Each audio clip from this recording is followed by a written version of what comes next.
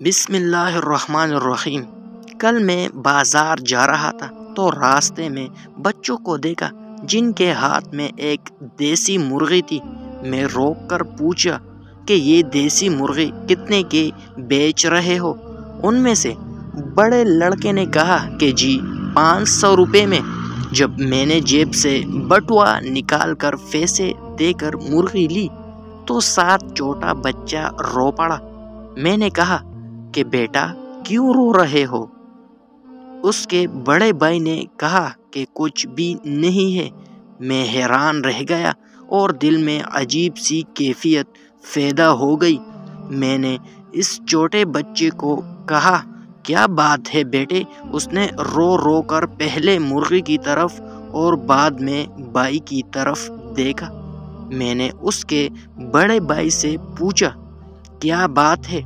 صاف صاف بتاؤ۔ اس کی آنکھوں میں آنسو آ گئے۔ کہنے لگا کہ اس نے اس مرغی کو بہت چھوٹا سا پالا تھا اور خوب انڈے بھی دیتی تھی۔ اب میں مجبوری میں اس کو بیچ رہا ہوں۔ میں نے کہا کہ آپ کے والد زندہ ہے؟ اس نے کہا کہ نہیں، اب وہ اس دنیا میں نہیں ہے۔ ماں اور ان ایک بھائی کے علاوہ کوئی بھی نہیں ہے۔ میری ماں سخت بیمار ہے، ان کا علاج کرنے کے لیے میں نے یہ مرغی بیچنی ہے۔ یہ بات کہہ کر میرے ہاتھ اور پاؤں کانپنے لگے اور آنکھوں سے آنسو بہنے لگے۔